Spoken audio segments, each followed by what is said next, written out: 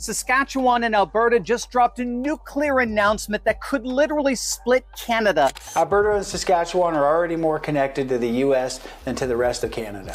Would rather be American than Canadian.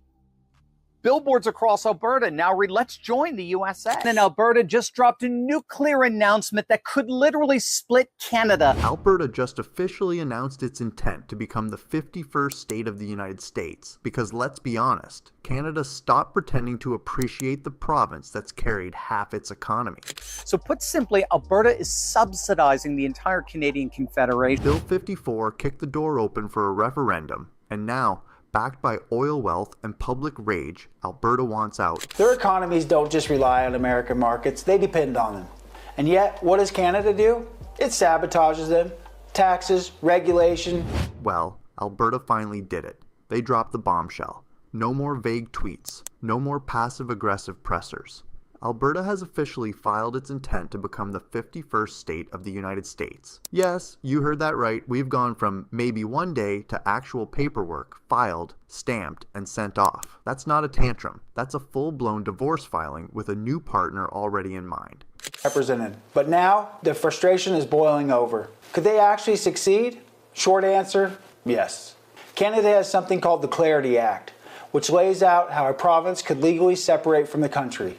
And don't think for a second this was some kind of attention stunt. This is the first formal action Alberta has ever taken towards saying bye to Canada and hey y'all to America. And predictably, the second that news hit, the media lost its collective mind. Ottawa practically hit the panic button, scrambling to figure out how to stop the province that pays the bills from walking out the door. Things I put on the table when I met with him are the same today, now that he's won the election. And it has been a little unclear. You can't blame them. I mean, how do you tell your cash cow it's not allowed to leave when you've been milking it dry for decades? Alberta's been dragged through the mud for years. Overregulated, overtaxed, and treated like the annoying roommate no one listens to but expects rent from every month. And guess what? That roommate finally packed a bag and left a note on the fridge. This isn't symbolism.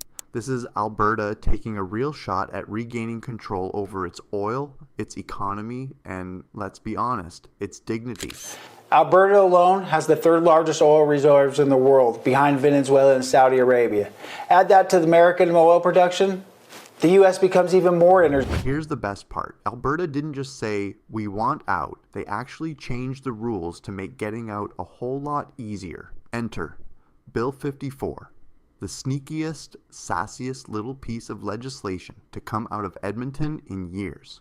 Before this bill passed, if you wanted to start a citizen-initiated referendum, you needed 600,000 signatures. That's like getting everyone in Edmonton, Red Deer, and Lethbridge to stop scrolling TikTok and sign a political petition.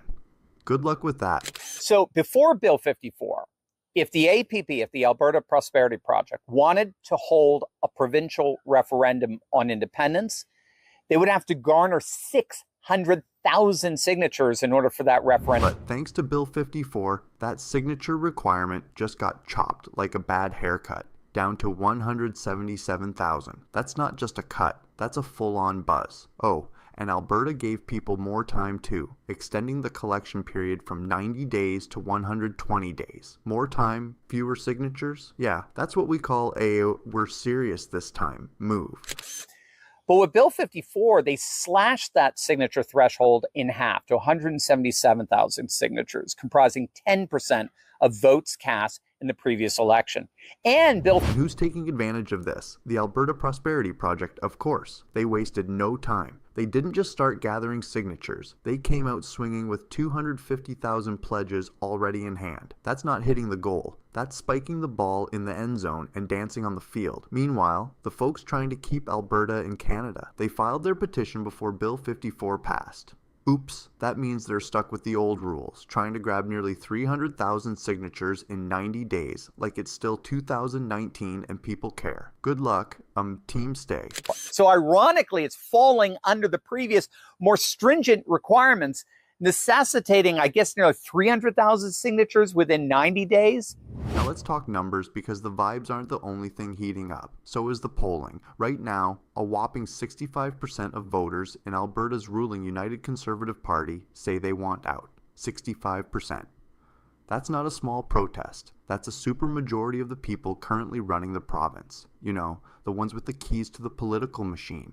Well, 65% of Albertans and 65% of Saskatchewan residents voted for the Conservatives. So they wanted the Conservative vision. And Premier Danielle Smith isn't ignoring it. She's been hosting town halls all over the place under the name Alberta Next, which might as well be code for "we're done here." And surprise, surprise, every time she shows up, it's standing room only. The message is loud, clear, and repeated like a country chorus. Independence now, please. Smith has been holding a number of town halls across Alberta in what's called the Alberta Next panels. And at every single gathering, it's just filled with Albertan patriots demand. Why? Because independence referendums light a fire under voters. Suddenly, it's not about picking between two barely different politicians. It's about something real, something final. You're not voting for policy. You're voting for identity, for freedom, for whether your flag still flies the same way tomorrow. So the Alberta Prosperity Project is already benefiting from these relaxed rules, and that's because they just announced they have the signatures. And here's the secret weapon. Low and no propensity voters, the people who normally never bother to show up, are the ones who rush the polls during independence referendums. They don't care about budgets and cabinet shuffles, but give them a chance to flip the system. They'll show up like it's the Super Bowl, and they don't just show up, they vote for change. If this referendum gets placed on the ballot in the next several months, it will, if passed as precedent, it will generate the largest turnout election in Alberta's history. So let's talk about the oil elephant in the room, because if you think Alberta's tantrum is just about feelings, you're missing the literal fuel behind it. Alberta holds the third largest oil reserves on the planet, not in Canada, in the world. And somehow they're treated like a problem child every time they try to turn that black gold into economic growth.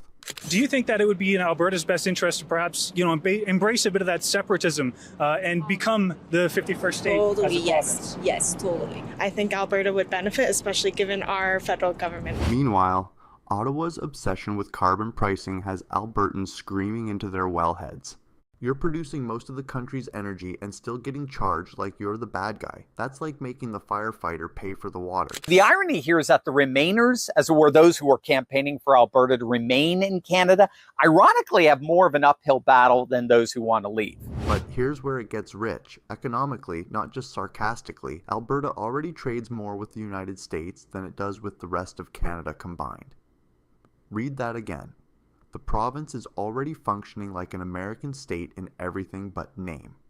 So when they say they want to join the US, it's not a cultural whim. It's a business plan. The US is where the pipelines flow, the markets buy, and the government doesn't slap on carbon tax for blinking wrong. The U.S. Constitution doesn't ban the admission of new states. In fact, it's much easier to add a... Now imagine this. You do all the work, make all the money, and still have to send a chunk of it across the country to keep provinces like Quebec comfy. That's the joy of equalization payments, a system that lets Ottawa take Alberta's money and redistribute it like a socialist charity drive. And you guessed it, Quebec is one of the biggest beneficiaries. Alberta's nickname now? Canada's ATM. They punch in their oil revenue pin, Ottawa withdraws, and Quebec thanks them with a politically correct shrug. Alberta and Saskatchewan leave, Canada as we know it falls apart. The federal budget collapses. Ottawa relies heavily on tax revenue from Alberta. Quebec might demand independence.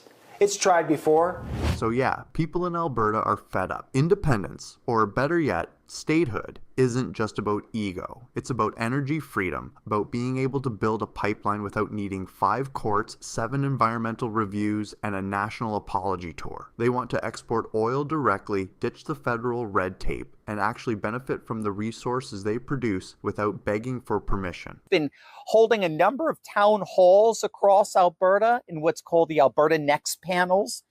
And at every single gathering, it's just filled with Albertan patriots demanding independence. But let's not pretend this is going to be smooth sailing. Alberta can't just throw on an American flag and get welcomed with barbecue and Budweiser. There are two massive legal systems to navigate. First, the US has to say yes, which means Congress has to approve the petition for statehood. That's a whole circus of its own. Then there's Canada, which isn't exactly in the mood to let its richest province ghost it without a fight. Under Canadian law, especially the Clarity Act, Alberta would need a clear majority vote on a clear referendum question. Sound familiar? Yeah. Quebec tried that in 1995 and barely missed by a hair. That mess took years to unravel, and they still haven't shut up about it.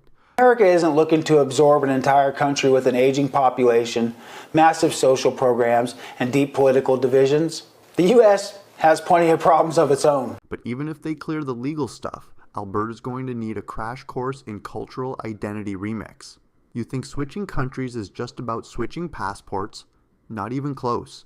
Healthcare in the US is a completely different beast. Think fewer appointments and more invoices. Education standards aren't the same either, and don't even start on bilingualism and Indigenous rights. Alberta would have to align with American frameworks that don't exactly mirror Canadian social values. Think the US would take Alberta and Saskatchewan and leave the rest of Canada to fend for itself. And here's where things get really interesting.